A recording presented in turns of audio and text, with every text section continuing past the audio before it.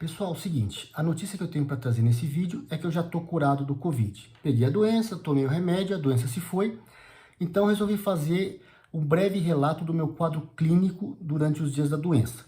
Claro que eu não vou falar de medicina nesse vídeo porque eu não sou médico. Eu sou gestor público federal, sou advogado, sou jornalista, então eu vou falar de políticas públicas de saúde, vou falar das brechas jurídicas que permitiram corrupção em razão da pandemia e vou falar da desinformação que vem sendo propagada pela grande mídia nos assuntos referentes à pandemia. Ou seja, só vou falar daquilo que eu sei. Vou dar aqui o meu testemunho, vou falar de fatos, vou dar relato e vou falar algumas verdades, por vezes inconvenientes. Então é possível que esse vídeo seja derrubado das redes sociais nos próximos dias com aquele mesmo aviso de sempre. Esse conteúdo viola as regras da nossa comunidade. Não viola regra nenhuma, mas eles vão dizer que viola a regra porque eles não querem que esses fatos sejam divulgados. Enfim, o que aconteceu? Comecei a sentir o sintoma de Covid no dia 2 de junho, uma quarta-feira. Os únicos sintomas que eu tive eram dores nas pernas, nas costas e cansaço em razão dessa dor aí, desânimo. Não tive febre, olfato e paladar tudo ok, mas deu 2 dias, a dor não passava. Fui para o hospital na sexta-feira, fiz o exame no dia 4, me mandaram para casa. No dia 5, sábado, sai resultado positivo. Quando saiu o resultado, a minha primeira preocupação não foi nem tanto comigo, né? Com o que eu ia fazer, foi mais em avisar as pessoas com quem eu tinha tido contato na semana anterior, que eu dei uma aglomerada boa naquela semana. Na sexta-feira mesmo, no pico dos sintomas, eu encontrei um amigo meu numa padaria, fiquei 2, 3 horas conversando a meio metro de distância. Na terça-feira, eu tinha ido para um barzinho encontrar 10, 12 amigos e abracei, coloquei a mão no ombro e falava assim de perto e tal. Enfim, consegui avisar umas 20, 25 pessoas de que que eles tinham tido contato com alguém contaminado com o Covid. Ninguém teve sintoma. Metade disso, 12, 13 pessoas fizeram o exame, todo mundo que fez exame deu negativo. Ou seja, não passei o vírus para ninguém. Tem gente que não gosta de mim, fala que eu não presto para nada. Olha, realmente eu não presto nem para transmitir um vírus que é altamente transmissível. Mas, pelo menos nesse caso, a minha imprestabilidade tem uma utilidade pública, já que eu não sou um bom repassador de vírus e não contaminei ninguém, ainda bem que não contaminei ninguém. Com relação à doença em si, a médica lá do Hospital Brasília tinha falado para, em caso de resultado positivo, ficar em casa tomando dipirona, e só dipirona, mais remédio nenhum, acompanhando a evolução aí dos sintomas e mantendo contato, né? Obviamente que eu não fiz, né? Não comprei pelo valor de face o que essa médica falou para fazer, né? Aqui que eu não ia tomar remédio para a doença ficar em casa sem fazer nada. Procurei uma outra médica, conversei com uma outra médica que me passou uns outros remédios aqui para tomar. Ela mandou tomar azitromicina, eu tomei também aqui a nitazoxanida, conhecido como Anita, por aí, tomei a vitamina D e tomei também a dipirona, né, em razão das dores nas pernas. Tomei tudo direitinho, viu, doutora? Com 3 dias eu já estava bom, não estava sentindo mais nada. Se fosse fazer um gráfico dos sintomas durante a doença, no primeiro dia estava aqui, começou, foi num crescente, segundo, terceiro, 4 dias, quando eu fiz o exame e comecei a tomar o remédio, o gráfico faz assim, né? Então eu já não sentia mais nada, porém eu cumpri o protocolo que me deram do hospital, eles falaram para ficar em casa 10 dias, eu fiquei 14, porque tem médico que fala 14, aí 10, então na dúvida, para não correr risco de passar para ninguém, eu fiquei 14 dias isolado em casa. Depois disso eu voltei a aglomerar como eu fazia antes, porque uma coisa que é importante pontuar aqui é essa questão do fique em casa, da aversão à aceitação a risco que cada pessoa tem, ou da necessidade de correr risco. Tem gente que pode ficar em casa, ou que quer ficar e não precisa correr risco, tem aversão ao risco, não quer, opta por isso. Tem pessoas no outro extremo que não querem ou não podem ficar em casa e precisam correr risco, porque tem que sair para trabalhar, levar seu sustento para casa. Isso aí é uma decisão de cada um, não é governo que tem que decidir isso por você e se meter na sua vida privada. Temos que defender sempre o livre-arbítrio, o direito individual da pessoa decidir. Eu fiz a minha opção, ninguém precisa seguir minha opção, eu optei pelo risco. Fiquei 1 ano aglomerando até pegar a doença e eu sabia que se eu pegasse eu ia tomar o remédio, né? Peguei, tomei o remédio, e se eu pegar a doença de novo eu vou tomar o remédio de novo, tá? E detalhe, eu sou, segundo a portaria do governo federal, eu sou considerado grupo de risco com comorbidade, porque eu sou hipertenso. Tem uns 4 ou 5 anos que eu tomo esse remédio aqui, que chama Olmesartana Medoxomila, faço uso contínuo em razão da hipertensão. Ou seja, pela portaria do governo, eu sou a pessoa é vulnerável, mas propenso a pegar a doença, com comorbidade, já podia ter tomado a vacina enquanto não tinha chegado na minha idade, chegou lá com atestado, sou hipertenso, mas não fiz isso. Eu optei por correr o risco, e se pegasse a doença, eu faria tratamento precoce. Eu cuido da minha saúde, não preciso de ninguém decidir isso aí por mim, escuto o médico, escuto a opinião de outro e decido. Enfim, o quadro clínico, o que aconteceu é isso. Eu não vou falar aqui de discutir qual remédio fez efeito, qual que não fez, dosagem, sintoma, evolução da doença. Isso aí deixa para os médicos discutirem, isso aí não é comigo. O que eu quero falar aqui é das mentiras, da politicagem que está sendo feita em cima da questão da Covid. É impressionante a quantidade de desinformação, de mentira que está sendo aí propagada. Todo dia a gente vê nessa CPI, e também na velha imprensa, até porque é um conluio, né? A velha política planta um factoide inverídico e a imprensa, a velha imprensa, vai lá e trata aquilo com seriedade, como se fosse uma notícia, dá roupagem de notícia séria, chama pessoas para sustentar aquela versão. Essas pessoas, eles são chamados de especialistas, né? Tratam como especialistas, que pode ser especialista ou não, pode entender do que está falando ou não, isso não importa. O que importa é que eles vão lá para corroborar a versão que a velha imprensa quer passar para o grande público. Né? E a pior mentira que eu já vi sendo falada nessa CPI, que é um absurdo total, é quando vira aqueles senadores lá, já está provado que o tratamento precoce não funciona. Como assim, meu amigo, está provado que não funciona? Comigo funcionou. Tá? E não foi só comigo, não. O Brasil tem 16 milhões de casos de Covid recuperados. Eu suponho que a grande maioria desses 16 milhões tenham feito uso de algum remédio no tratamento precoce. Se não foi os mesmos que eu tomei, se foi cloroquina, se foi ivermectina, depende do médico de cada um. A minha médica mandou tomar isso aqui, eu tomei. E no meu caso, resolveu. Você poderia afirmar o seguinte: não está provado que funcione em 100% dos casos. Ok, pode ser que com algumas pessoas não funcione. Comigo e com mais alguns milhões de pessoas funcionou. Né? Então, quem está falando isso, está provado que não funciona, a pessoa, o político ou o especialista de mídia que está falando isso não está desinformado nem enganado, está mentindo com a intenção de mentir. Tá? Outra mentira que está sendo falada é assim, pode ter efeito colateral. Peraí, pode ter efeito colateral um remédio que eu estou tomando com orientação médica, na quantidade que o médico mandou tomar, e ele está sendo vendido na farmácia, um remédio que pode fazer mal. Se ele faz mal, ou pode fazer mal, não poderia estar sendo vendido na farmácia. Quem liberou para vender na farmácia? Foi a Anvisa? Peraí, se a Anvisa libera um remédio que ainda que seja tomado com acompanhamento médico pode fazer mal, logo a Anvisa não é confiável para liberar um remédio. Tem mais de 20 anos que esses remédios aí são vendidos na farmácia. Então não é confiável. Não seria por essa narrativa aí deles. Se não seria confiável para liberar remédio, também não seria confiável para liberar vacina, certo?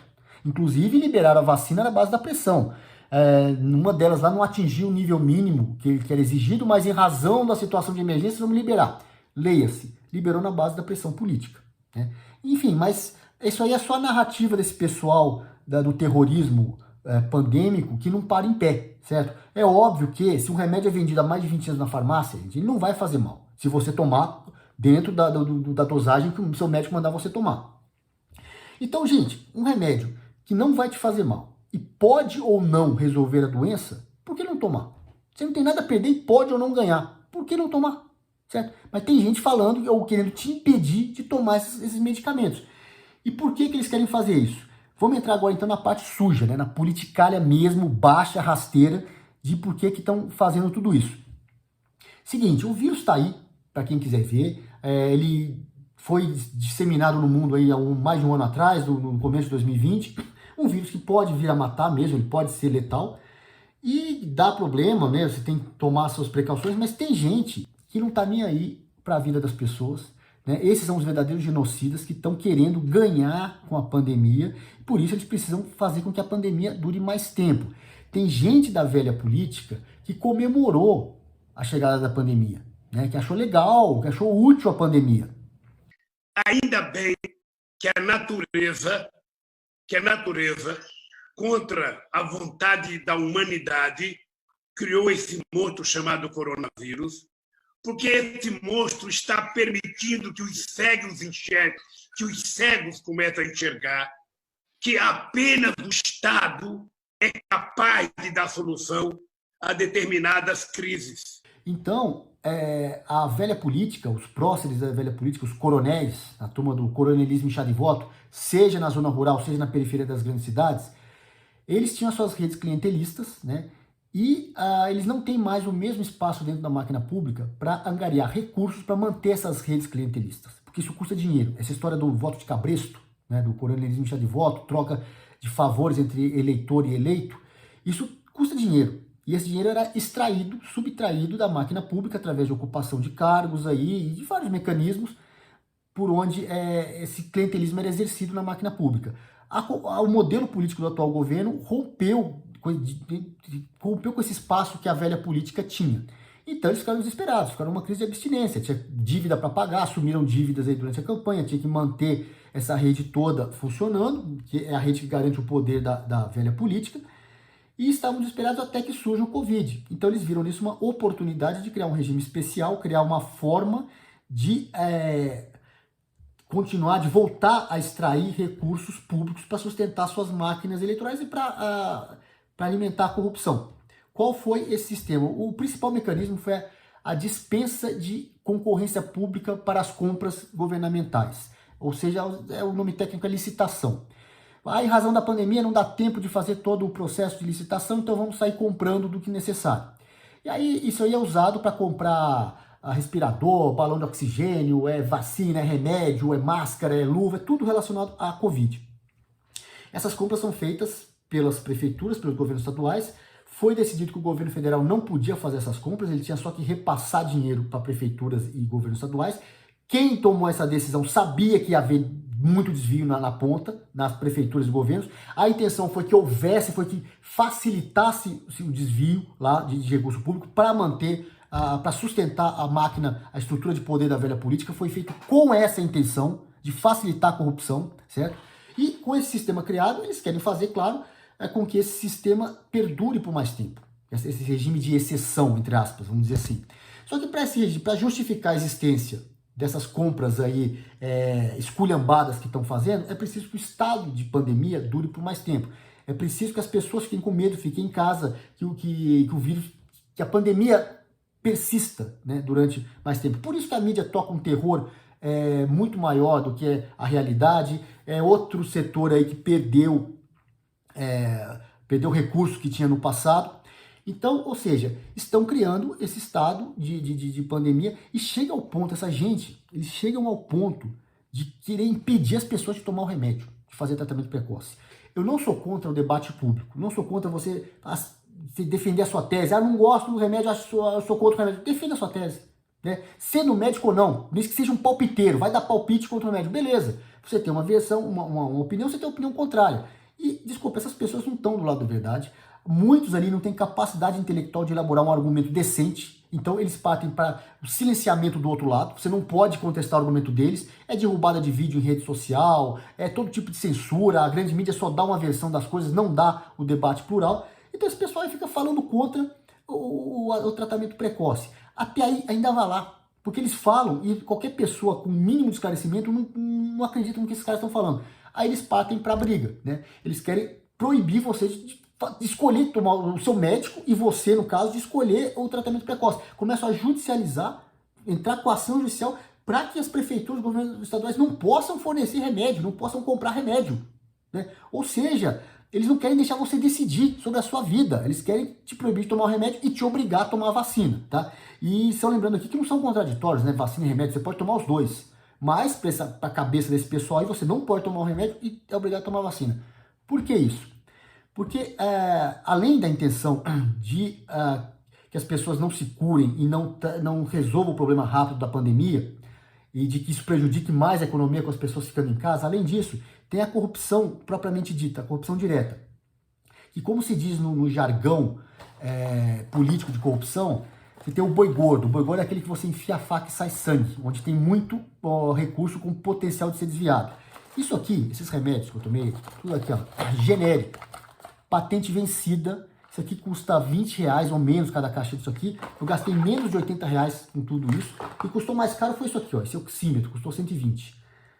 Com R$200 eu tô curado da doença, né? Ou seja, isso aqui não é um lugar que você enfia a faca e sai sangue. Tem pouco, sabe assim, desviar de recursos aqui é mais complicado, a margem de ganho é pequena. Você tem grande imagem, boi gordo, que você enfia a faca e sai sangue, é compra de respirador, o balão de oxigênio, vacina. É aí que tem mais oportunidades para corrupção. Por isso que o pessoal aí não quer que você tome remédio, quer que você vá tomar vacina e quer que você vá ser internado. Por que será, né? Enfim, para concluir isso aqui, para concluir já esse vídeo que está ficando longo, eu queria só dizer que ninguém é mais interessado na sua saúde do que você mesmo, tá? Não delegue para governo, nem para a velha imprensa, a decisão sobre a sua saúde. Escute o seu médico. Se você não gostar, não concordar, tal, procure outro médico, que foi o que eu fiz. Tinha a opinião de 2 médicas, escolhi qual que eu ia seguir.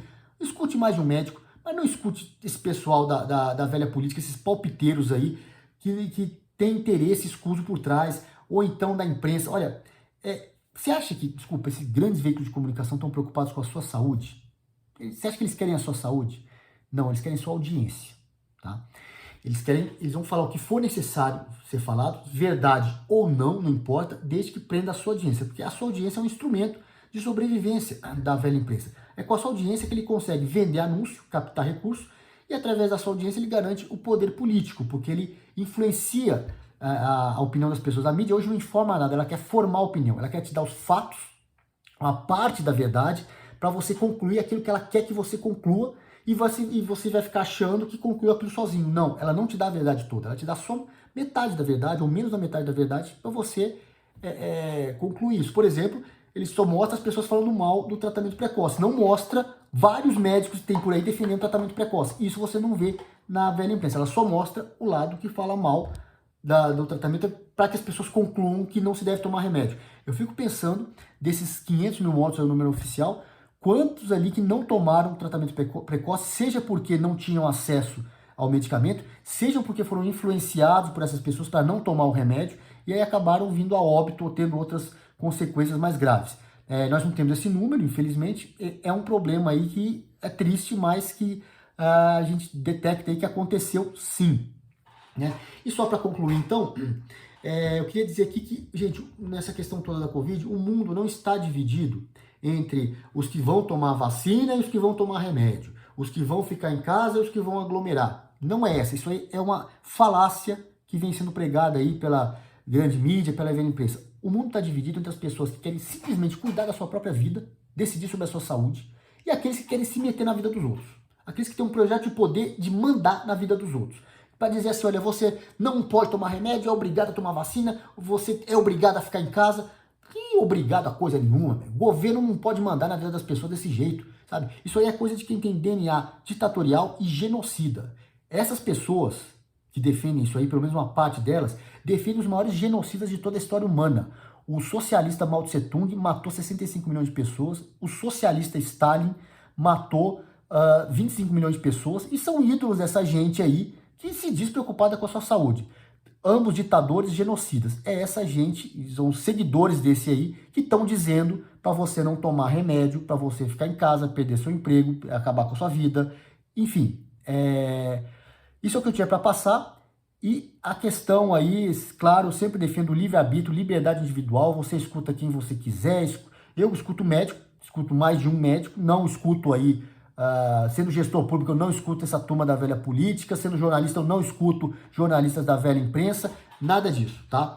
Então, a mensagem é essa. Boa sorte na sua decisão. Se você pegar, espero que não pegue, mas se pegar a doença, melhoras, tome os remédios, escute o seu médico, tome o remédio com acompanhamento médico. E é assim que a gente vai combater isso. Valeu, pessoal.